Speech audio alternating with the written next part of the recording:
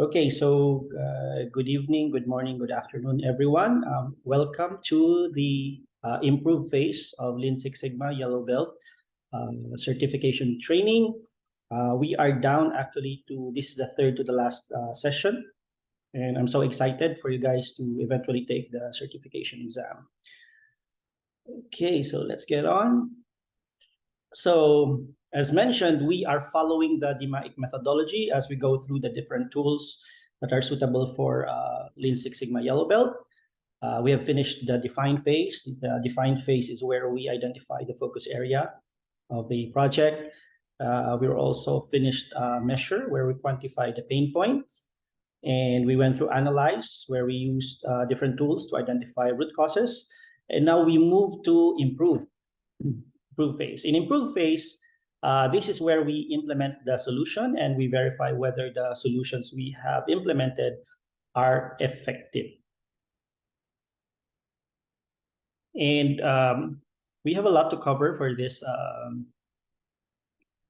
session, but everything will be finished within an hour. We will cover first part, the different improvement concepts that you can use when you do improvement. And we'll go through the process of having solutions. We start with the solution generation, evaluating the solution, implementing it, and validating its success. And we will cover the tools that are suitable for yellow belters. So we now go to the improvement concepts.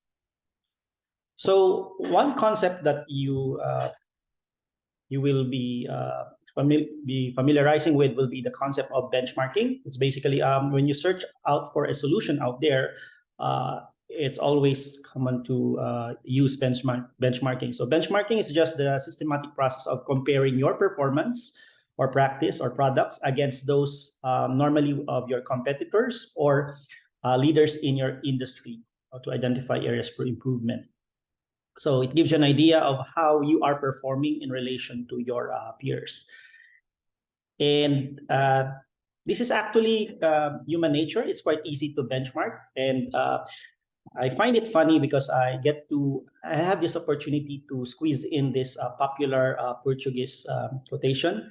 It says, "A galinha da vicina é sempre melhor que a minha," which in English means the neighbor's chicken is always better than mine. And I think the English equivalent for this one is the grass is always greener on the other side. It's normal human nature to be envious of the others. I know it's a bad thing, but I think because of this default, it's quite good to benchmark. Okay, so how do we benchmark? So there are four possibilities when you want to look for a reference and how you can improve your process. The first one is, of course, within your department. Okay, and then, but sometimes within the department can be a bit limited, because if you have the same boss, you have the same process, then you might be constrained of the improvements that you can look for. So another possibility is to benchmark within the company. So an example is when you're doing improvements in office, you may want to look at how maintenance is doing it, and you might pick up some maintenance processes that you can apply to your department. Another area where you can benchmark is your competitor. Okay, but this one is quite tough. You cannot just you cannot visit your competitor, of course, because they don't want to show their business secret. But how do you benchmark your competition is you can probably observe on what they're reporting in their website or in their publication. And another way to also benchmark, you can benchmark other industry.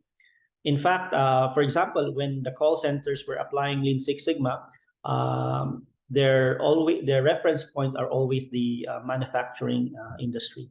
Okay, so this slide will give you an idea of where to benchmark when you're looking for improvement solutions to improve your process.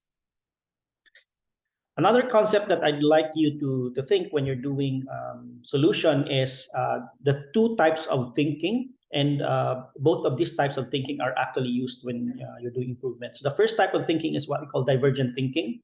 Divergent thinking is, the analogy is from one to many. Out of one, you come up with multiple solutions, okay? Or you create choices. And that's why it diverges, and it's called divergent thinking.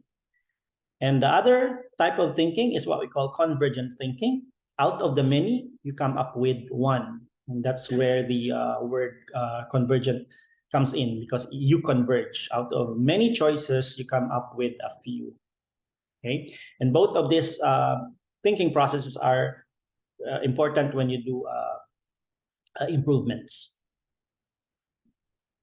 And then I'd also like you to consider that there are two types of solution. There's what we call the corrective and preventive. So the first type of solution is like putting out the fire, whereas the other one is more strategic. Okay, so for example, there's a fire. The solution could be immediately to put out the fire. And the preventive, if you might want to have an emergency response team or improve your emergency preparedness. So the question that I have right now is, which of these solutions is better, the corrective or the preventive? And can you answer in the chat box, please? Which one of these solutions is okay, great. Actually, that was a trick question. So the answer here is actually both, and it depends actually on the situation. Although strategically, we would want for solutions that are preventive, but it depends on the situation, because there are some solutions that need immediate or more of firefighting. So an example is your building is burning already. This will not be a good time to strategize and come up with an emergency response team, because if you do that, the whole building will be burned down. At that time, in that specific situation, the immediate thing that you need to do is put out the fire first. So again, it depends on the situation. Okay, there will be situations where you immediately need to have corrective or more of putting out the fire. Or there will be situations where if it's not urgent, then you really have to think of what's long-term or what is preventive. Okay, so both types of solutions are relevant, and it depends on the situation that you're in. Okay, so we've covered the different improvement concepts. We now go to first set of tools called the solution generation. We'll cover a lot. This is actually my favorite phase in the Lean Six Sigma methodology, because of the so many useful tools that are quite relevant. So you can think of the process of improvement composed of 4 parts. The first one is generating solutions. And then once you have the solutions, you can evaluate the solutions, because you might have limited resources of limited time, and you can only apply a few of the solutions. And the third part of this one is the actual implementation, because sometimes, again, it depends on the context. It might be that when you have to do the solution, it will not be immediately widespread. You need to pilot first the solution, make sure that it's good before you roll it out to the rest of your department. And the last part of the improvement is validation. Okay, you need to validate if indeed the things that you've done have already have made the desired improvements that you would want. So we go now to solution generation tools. What are the different tools that you can have at your disposal? And by the way, if you remember in the first part of this series, I told you that you can consider the different tools as tools by itself. So you don't need to go through the entire Lean Six Sigma methodology. Sometimes the tool can be immediately used on a specific situation. Okay, so the first tool under solution generation is quite simple. It's basically brainstorming, and it's basically you just generate ideas to come up with a solution to the problem that you have. I read in an article before, and it's just that I was not able to get the specific citation, but there was an article I recently read that brainstorming is much better done alone rather than as a team. But in the corporate setup, we do the brainstorming as a group. But according to a study I recently read, and hopefully I get to stumble upon that soon so I can share that to you, it's much more effective if you do the brainstorming as an individual first and then share to the team. Okay, so brainstorming is a simple solution generation tool. Now, there's another way to do brainstorming, and this concept is what we call anti-solution. And this is more of an brainstorming with a twist. So this is one of the tools I normally use with my clients when we do brainstorming, because it really drives out the creativity in people. So anti-solution involves generating ideas for you to how to make a problem or situation worse rather than better. And because of this flip way of thinking, it stimulates creative thinking, and it helps you generate new ideas. And you look at the problem from a different perspective. So you may want to consider anti-solution if you are, working with a team and you're trying to brainstorm, but you run out of ideas and you want to, those creative juices flowing. Then anti-solution might be a tool that you can consider. So let's look at an anti-solution example. So for example, you are running a website and you want to increase the user engagement. The way that you may want to use anti-solution will be to flip the question. So instead of how can I increase the user engagement on my website, you flip it to how can I decrease the user engagement on my website? And from that question, you generate possible answers. So some of the answers could be you make the colors ugly, make the fonts too small to read, you provide confusing links, or few or no pictures at all. Okay, so these are the answers to that flipped question. And then, of course, it doesn't stop there. Once you have these answers, then you flip it back. So instead of making the colors ugly, flipping it back means to make the colors more engaging. You make the fonts bigger and easier to read. You make sure that the links are adequate, and you make sure that you post pictures. Okay, so that's just a simple example. You might find that simple, but it can actually help you come up with really creative solution. So anti-solution. This is one of my favorite tools. Okay, next one. Next one is not quite popular, but in one of the companies I've worked with, we've used this, SCAMPER. SCAMPER is normally used when you want to find potential improvements in a recurring process. So if you are in an industry, which is a service industry, okay, and you do a process that's quite recurring, SCAMPER, you might want to consider SCAMPER tool. So SCAMPER stands for simplify, eliminate, combine, automate, and reverse. Okay, so the letters are more of the guide questions. Is there anything that you can simplify? So instead of a free text, let's say when you're doing a survey, can you use a drop down? Or when they fill out the forms, can you provide templates? Eliminate. Are there any steps that are unnecessary, that you can eliminate? Or combine. Okay. So an example of combine might be you want to. This is for a personal process. You might want to listen to a podcast while doing your exercises, so you save time. Also, automate. Is there any way that you can automate your process in order to shorten the cycle time? Or reverse. Is there anything in your process that you can reverse? Like, for example, prepayment prior to a transaction. Okay, so SCAMPER for a recurring process. If you look at your process, here are some automation ideas that can help you in SCAMPER, and this is actually quite useful, especially maybe for Jonas, because Jonas is involved in the process of producing Excel solutions to his clients. So he can help the clients automate their process. So some automation ideas that you might want to consider are automatic calendar scheduling. Okay, this is quite useful if you have recurring meetings in Zoom.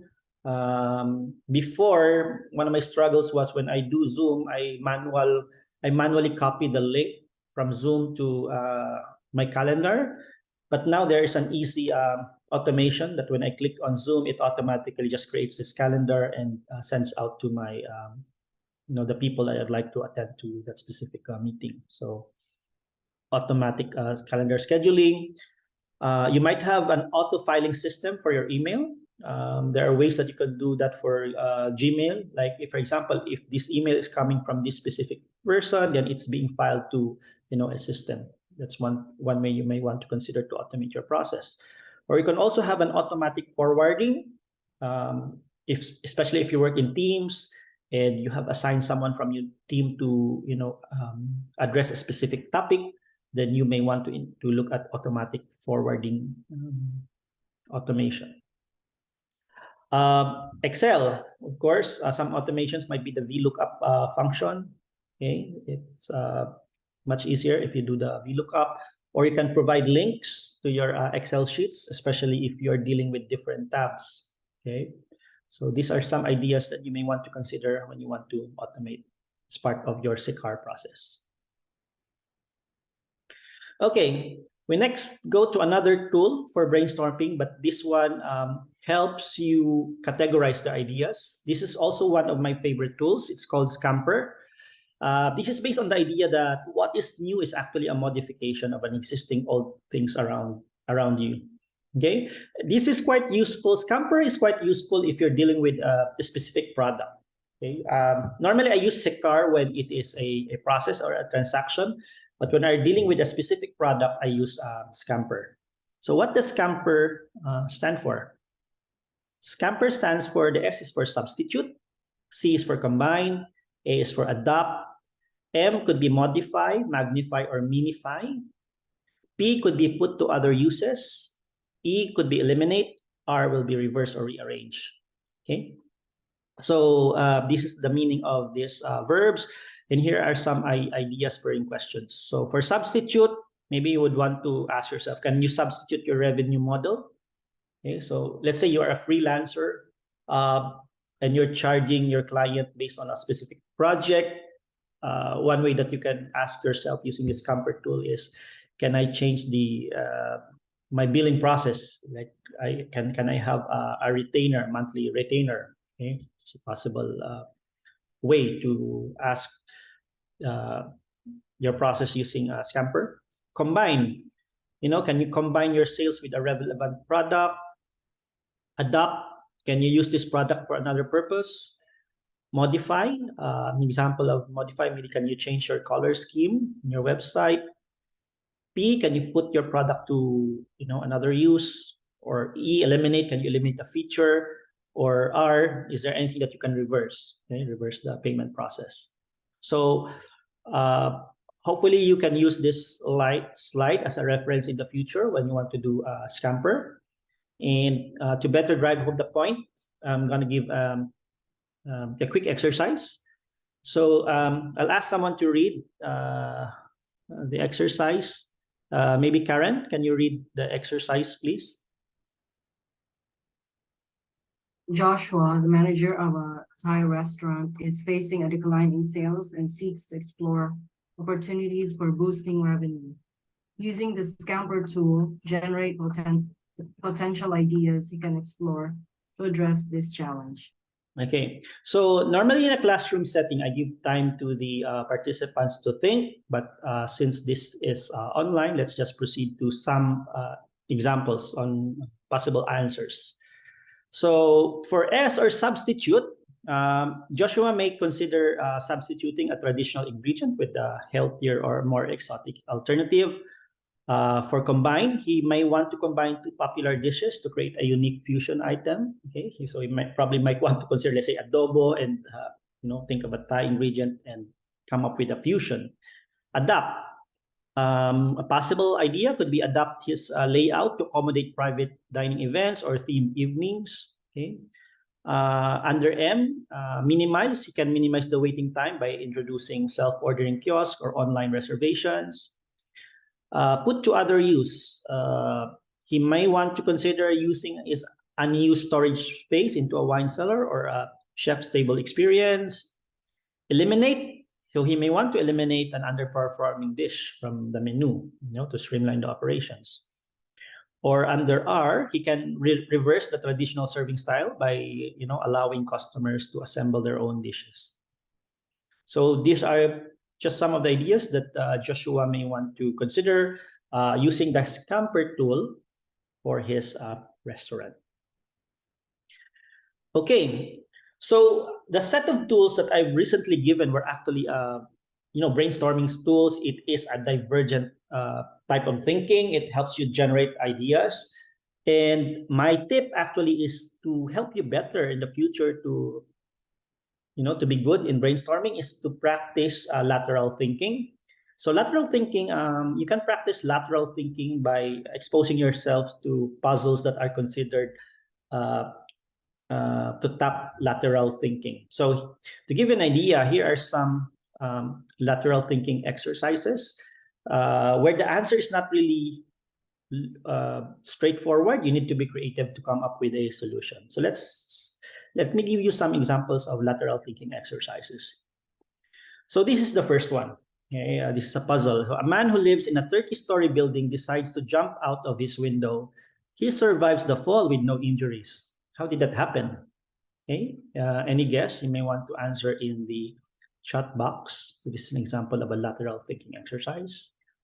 Any guess? Okay, someone answered he had a parachute on. Okay.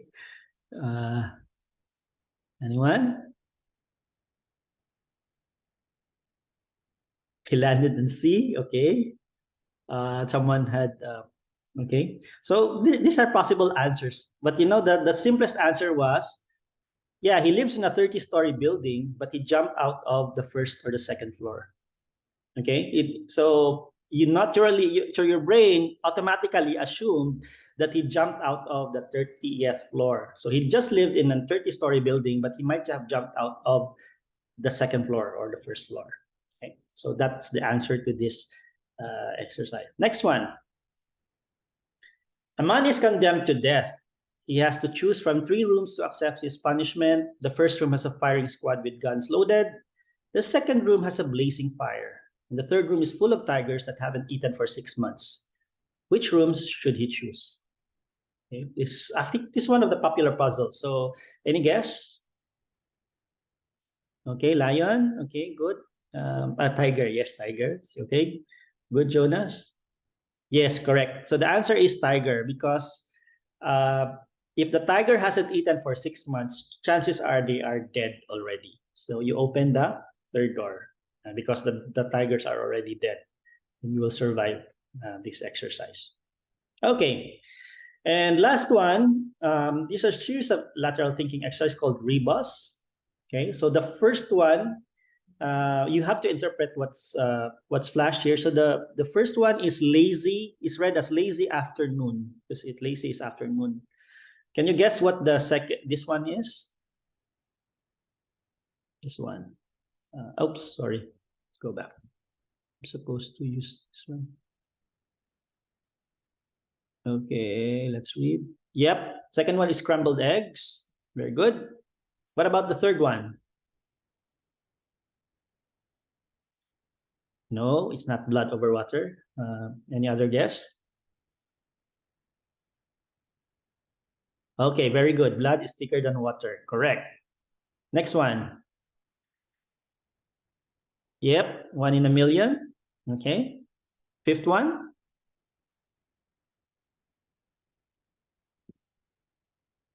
Fifth one is a little bit difficult, I think, based on experience normally. Okay, the last one is correct, top secret. But what about this one? So this is the last one that's not answered. Okay, so the answer here is close enough, Karen. It's travel overseas. Okay, travel overseas. Okay, so these are just type of exercises that I really encourage you to expose yourself to. These are called lateral thinking exercises, and this will help you do well when you do eventually brainstorming exercises. Okay, the next tools is actually one of the tools that's also used in improvement. It's what we call Poka Yoke. Poka Yoke is finding ways where you can make errors impossible. So an example was in a Miss Universe contest before. What happened in the Miss Universe? Let's in the Miss Universe contest before, Steve Harvey read the wrong name. Okay, so he announced Colombia to be the winner of Miss Universe, when in fact it was the Philippines. That was a grave mistake. So now, let's say you are a pageant organizer and you want to apply Poka Yoke. How could you have prevented this error from happening? So the error was Steve Harvey announced the wrong winner. Okay, as actually you can see from the cue card, it's a bit confusing. The Philippines is small, and Steve Harvey might have read the word first and then just announced Colombia. Let's say you are the pageant organizer and you want to apply Poka Yoke. Poka Yoke means making errors impossible. How could you have remedied this situation? Any ideas?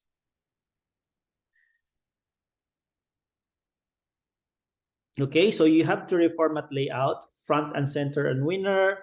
You may want to increase the font. Okay, yes. Or you may want to have 3 cards. Okay, so these are some solutions. Or another solution you may want to explore. You may want to have a co-host, but that's a bit expensive. But the co-host will be like the check and balance. Okay, so those are possible Poka Yoke solutions. Okay, before I move to the next slide, there was a question here from Jonas. Is there a site where there are lateral thinking? I think there are a lot of sites. You can just Google lateral thinking exercises, and you can see a lot of examples there. Okay, here are some Poka Yoke examples. In ATM, what can go wrong is, in the past, when the card has a wrong orientation, the machine will eat the card, and then you will have to wait at least 24 hours to get your card. But now the Poka Yoke solution is there is a sensor. So if your card is inserted in the wrong way, the machine will not accept it. Okay, so that's a Poka Yoke solution. Elevator. What can go wrong is that elevator might hit you while you're going inside, and the Poka Yoke solution there is a sensor. So the sensor will detect, if there's a person or an object, the door will not close. So that's an example of a Poka Yoke solution. Excel file. I've heard a lot of horror stories in the office about Excel file. They have a file, they send it to their colleague. They told their colleague, okay, you just need to input your items here in the specific cell or specific column. But your colleague has accidentally touched a cell, and now when he returns that file, your formulas are all over the place. So a Poka Yoke solution will be to apply cell protection. Okay? So you mark areas where even though your coworker or your colleague will accidentally hit it, it will not affect your formula. Okay? So cell protection is an example of a Poka Yoke solution. Okay, oops. Let's move on. Ideally, the best level of error proofing is you actually prevent the error from happening. If it's not, you might want to have a detection where after the error has occurred, you immediately detected it. Or the last option is detect it as soon as the defect is made. So, for example, cell validation, cell validation is an example of a level 1. Yeah, level 1 error proofing, because let's say a certain cell will only accept numerical data, and if you put, let's say, a letter, the cell will not accept it. So that's an example of a level 1 error proofing. Required fields, say in website, you submit your form, but if there's a field that's not required, is not filled out, then the system will stop it from submission. So that's an example of a level 1 error. Okay. Level 3 could be like the defect is done, but it hasn't yet reached the customer. An example of that one will be, let's say, the toothpaste example we had last time. The box is empty. That's already a defect. It was moving to the conveyor, but the fan blew it away. So even though that there was an effect, it was able to detect it, and it prevented it from going to the customer. So that's a level 3 type of error. Okay, so it depends on your in your process.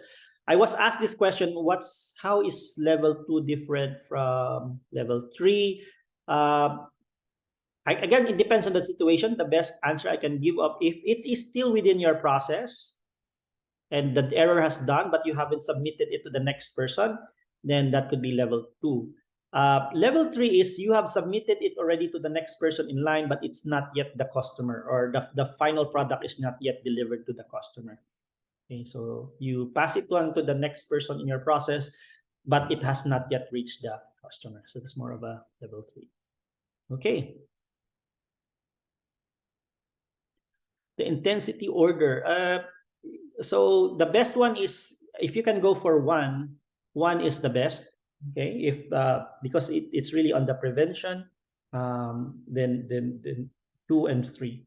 So this one is just a guide that if you have to choose between level 1 and level 3, go for level 1. Okay, prefer level 1. But if it's not possible, then level 3 is okay. Okay. Next one. Okay, so this is just a funny quote I got. If you make something idiot-proof, the world will make a better idiot. So you can constantly remove your process, because sometimes you might not have considered it. And if somebody make a mistake, then you might want to revisit your process to make it foolproof. Okay. Let's move on. Another tool that you may want in improve, especially this one, if it deals with the skill level of your people, is the skills matrix. It's just a simple tool where you analyze the different skill level of your the people involved in your process. So a skills matrix might look like this. On one end, these are the people, and on top, this might be the different skills. So let's say this is a social media agency, and you want to look at the people working in your process, and you have an assigned score. 1 being a person with minimal knowledge, 2 can perform but may require some guidance, 3 can perform but more complex tasks, or 4 can perform and train others. So you assign a score. It gives you an idea of who are possible mentors for your team, okay, or who are the subject matter experts for a specific competency. So, for example, in this example, if I'm running a social media agency and I'm looking someone to be to teach the entire team on SEO, then who am I going to tap?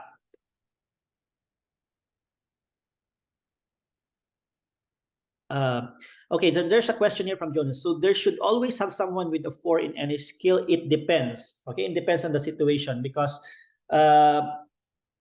let's say your company is really more on SEO, then it's really required that you have someone to have a 4. Okay, if not, then you may want to train them. Okay, so there's a question here. Based on judgment lang yung scoring. It's both as a science and an art. Okay, so you may want to calibrate. So this is just a guide. Ideally, you should put some science into it. I would normally assign a 4 if that person is able to train others and can deal with different types of complexities. You may also be exposed in other skills matrix where the highest number is 5. So 1, 2, 3, 4, 5. Okay, so again, it's both a science and art. Yes, it can be hard to quantify, but you know what? Skills matrix is something that you can do for your personal use, even though you're not comparing it with someone else. So this is especially true if you're a freelancer. Okay, in fact, I'm building I'm trying to customize my Lean Six Sigma training for freelancers. So if you're a freelancer, you might want to map out all your specific skill set, because this will help you identify areas where you would want to do future training, or also help you identify what products you can offer to your customer. So, for example, let's say Alexa is a freelancer, So right now, she can only offer skills on copywriting. So in the future, if you would want to get,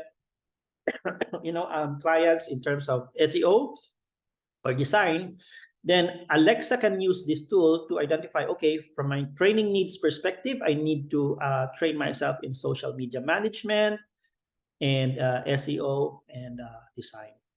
Okay? So you can use this as a tool, skills matrix, if you want to do an inventory of your current skill set and come up with your own training plan. I saw some resume CV having the skills ranking of their own judgment. Is that a new thing for resume making? Not sure. I haven't seen that one, but I can't answer that one. But maybe the answer I can give at this point, if you're an interviewer and you were sent this resume, you may want to calibrate the person, why he would rank himself a 4, let's say in Excel.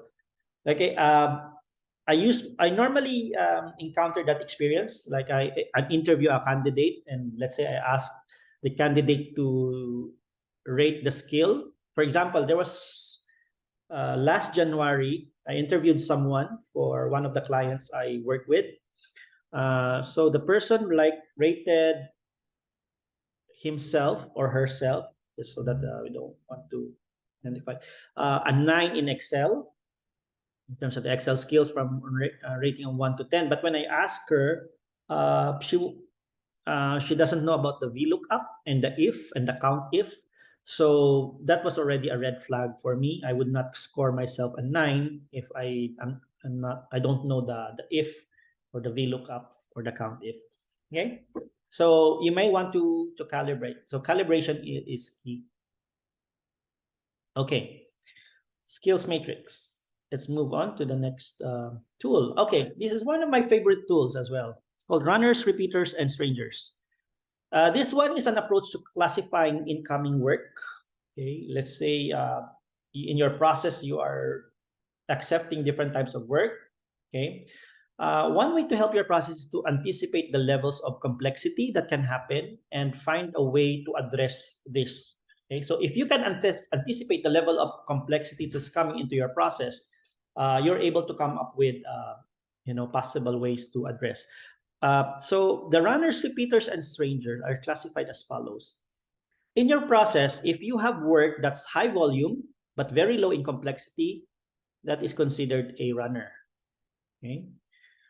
And sometimes in your work process, there might be it doesn't quite often that much. It requires a little bit of complexity that can be a repeater. And sometimes you may encounter in your process, it's not that frequent. That's why from a volume standpoint is low, but it's very, very complex. And it can sometimes disrupt your operation. That can be considered as a stranger. And I'll give an example so that you will have an idea of what these runners, repeaters, and strangers are. So let's say you're running a fast food company, Jollibee. A runner would be a high volume and low complex. So these are the vanilla type. So for example, a customer would come to the counter and say, okay, I'll order volume meal number 1. Okay. This is very low complexity. So it's a standard meal. You can easily just get it. And this happens quite often. That's called a runner. And sometimes you can encounter a repeater. This could be an example of a repeater would be a value meal with an upgrade. Okay, I upsize my meal into a large drink. That would require additional change in your process, but it's not really that complex. A stranger, it doesn't happen often, but it's probably the most complex. You have a customer who ordered a value meal, but she requested the spaghetti to be changed into a palabok and as a senior citizen discount card. So sometimes this can take longer, okay, and it can affect the queue time. So one way that you can address this is probably you may have a specific counter for senior citizen. That's one option, or you can inform your staff in advance of a specific way to address this type of stranger. Okay. But anticipating the runners, repeaters, and strangers in your process is already like 50% of addressing possible problems. Let's have another example. You say you are managing a hotel. A runner will be just a customer with a typical overnight stay. It's a vanilla, very low complexity. It's recurring. A repeater might be a guest with an overnight stay, but would require an airport pickup. So this would require you additional coordination for the pickup. And sometimes you might have a stranger. Okay, so if let's say a VIP was staying for 2 nights, he requests an airport pickup, and he wants VIP treatment. Probably he wants a little bit of privacy, and he wants some area for security. So this can somewhat disrupt your process because you need a lot of coordination. Okay. Okay. Okay. Is increased volume also considered a stranger, low complexity equal volume, but 25? No, I think for this question, this one is still considered a runner. Okay, because it's low complex. So it's just an increase in the volume. So technically, the way you would address this is just typical. So that is still considered a runner. Okay. Okay, so runners, repeaters, strangers. This is probably a tool that you can use as well. So they anticipate any disruptions in your process and identify ways how you would handle this disruption. Okay, now we go to the evaluation. So the tools that I've given you are some of the solutions generation tools. Okay, help you generate solutions. In Six Sigma project, I don't expect you to use all of these tools. You'll only use 1 or 2 or 3 of these tools. Now we go to solutions evaluation. Solutions evaluation is more of a convergent thinking set of tools, because now you have a lot of solutions, but not all solutions may be implemented. Okay, so you need to find ways on how you can narrow down those solutions. So one tool that you can use is what we call the pick matrix. Let's say you have a lot of solutions and you only have limited resources and you need to implement 1, 2, or 3. The pick matrix is mapping all the solutions in terms of the ease of implementation and the impact or the payoff to your company. Whether it's big or small, or implementation, it's hard or easy. The reason why it's called pick is because possible, implement, challenge, or kill. The one with the biggest payoff and that's easy to implement will be your first priority. Okay, so this one, and then the second one may be this one, small payoff, but it's easy to implement. And then third one, and then this one, which is a small payoff and hard to implement, you may least prioritize. So this is more of a prioritization tools to help you identify which solutions you'd like to focus on. Pick matrix. This is a convergent tool because out of many you come up with. So let's say out of many. So in this case, there are 8. You come up with a few, which is this one. Okay. The next tool is what we call solutions evaluations checklist. This is basically just generating a list of criteria and giving it a score to come up with the best solution. So some of the criteria you might want to consider is how effective the solution is, what will be the impact, how easy it is to implement, what are the costs involved, and how long it will take to implement the solution. Actually, who here has judged in a pageant or a contest before? If you have judged in a pageant or a contest before, or a singing competition, you actually have used a tool that's similar to a solutions evaluation checklist. Like there is like 10% audience impact, 20% stage presence, 30% diction and pronunciation. That's an example actually of a solutions evaluation checklist. Okay, that's how you would evaluate a solution, and the highest score will be the solution in itself. Okay, so that's another option that you can consider when you want to evaluate a solution. Okay. Another one is what you call a paired choice matrix. So you just align all the different solutions and compare it side by side.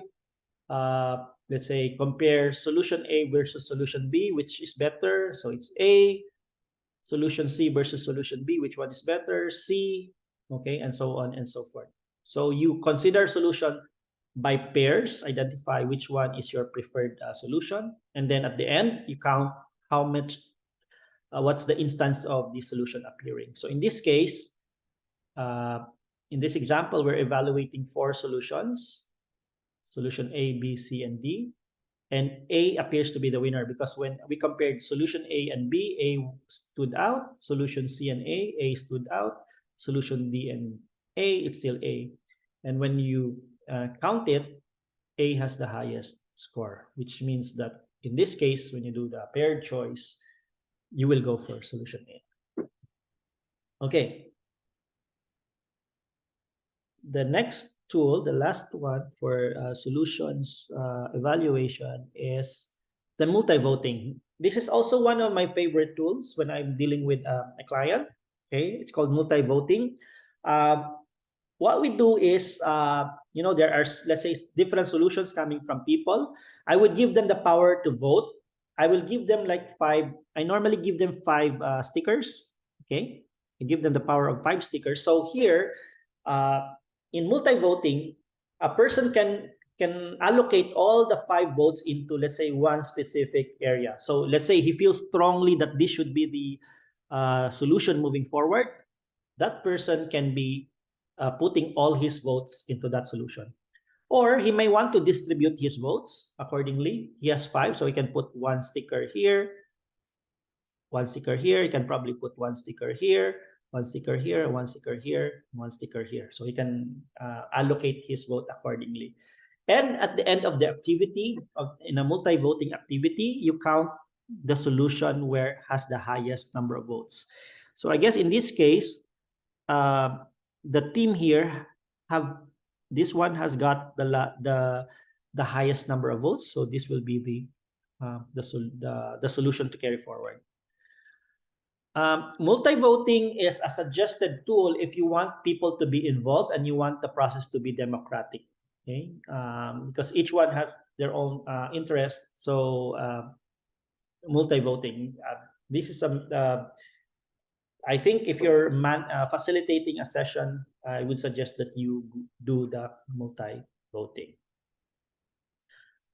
Okay. So those are the solution evaluation. We now go to the implementation. Once you have identified, the specific solutions that you want to follow, you may want to implement it already.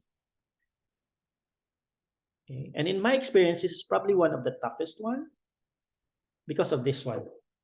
Okay. Any idea? Have you encountered this term before? WIFM, WIIFM. If you know, can you write it down in the chat box before I reveal the answer? Anyone? Have you encountered this term before? WIFM? Okay, no one? Oh, yes, actually it's Glenn, because actually Glenn has worked with me in an industry. So it's what's in it for me. Okay. This is actually the toughest one when you're running a Six Sigma project in a company. It's really the people involved. Because you need these people to implement solutions, and sometimes their first reaction is, "What's in it for me?" So you would want to implement. You would have a way to convince these people to implement the solution. In my experience, actually, in Lean Six Sigma, the tools are very, very quite easy to understand, to apply. It's really the people part, which is really the toughest. Okay, in managing the change to implement these people. Or maybe it's just me, because I'm not really a political person. So it's really find it the challenging part in an implementation. So here are some tools that can help you manage it. This one is a framework that was used by GE. It's called change management. It just gives you a framework that for you to really have a lasting change, if you want to move a current state to an improved state, you need to have a leader that's really leading the change. And you want to create a shared need. Okay, that's the first part. People have to understand why change is needed. Okay, because if there is no urgency, or there's no reason to have the change, then it will be hard to implement. So this one is really is helpful when you know who the leaders to tap, okay, to create this shared need. And that's why normally when I have clients asking for, let's say, Lean Six Sigma Green Belt certification, I ask about the leadership people in the group, because if there are no leaders to be a champion, then the green belt certification would be useless if there's only for one employee, because you need someone, the leaders, to really helping you drive the change. Okay. So this is just as a framework. I won't go into this much detail. It can take a lot of time really to go through this one. Okay. Another one tool that you may want to consider is what you call stakeholder management. Okay, this is really managing who are the people involved in the organization. This matrix maps the people in terms of power and interest. So the one with the high power and high interest to the project, you need to manage closely. Okay, these are the people with high power because they have the power to stop the project or not. So that's why you really have to manage them carefully.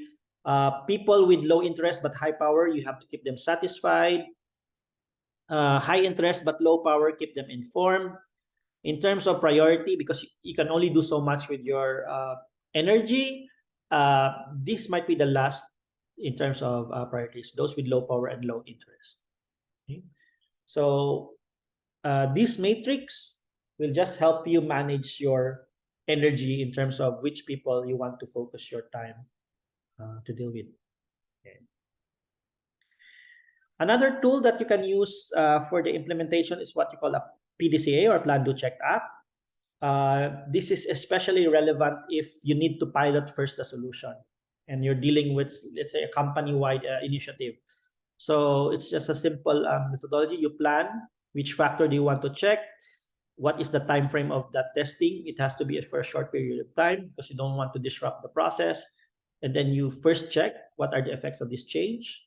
And then it will inform you whether you want to roll it out or discard it or consider another solution. Okay. Okay, so those are the implementation tools. I'm just trying to fast track here because we have 6 more minutes left. The last piece is quite easy. It's the validation. Okay. The validation is, okay, you've implemented the solution. Are you getting the impact that you would want? So you need to validate. Okay. And this one, you're already familiar. One validation tool that you may want to consider is a box plot template. Okay. Try to, so what you're going to compare will be the before and after. Try to compare whether there are changes that has happened. Okay. Another tool that you may want to consider is the process capability. Okay, if you're dealing with continuous data or even discrete data, try to check whether your DPMO or CPK has improved.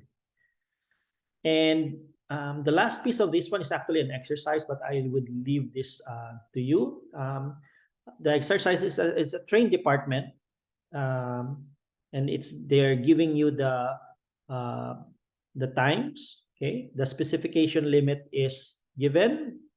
Okay, and it was asking, can we claim that there is an improvement in the process capability? And you are given the previous CPK or the previous process capability. So this is quite straightforward. You will just get the mean of this data, the standard deviation, you know, the upper specification limit and the lower specification limit. You can find the nearer specification limit and you will get the CPK of the new process. Once you have the CPK of the new process, you just compare it with the old one, and then you can answer the question whether an improvement has been done or not. Okay, so I leave this to you as an assignment. You will get a copy of this module, and you can just write it in the chat box. Okay. Okay, so with that, just like a recap, we've covered in this hour improvement concepts. We went through the process of improvement in terms of the tools for generating solutions, evaluating solutions, implementing it, and validating the improvements. In Greenbelt, this is a bit tougher because one of the validation tools, you do have to do a statistical test whether the change that you've done have indeed delivered the improvements that you would want. But for Yellow Belt, the tools that I've given you would suffice. And so with that, we end this session, and we're now open for maybe a few minutes of question and answer. I'm going to stop sharing this now. Oops, wait. How do I stop the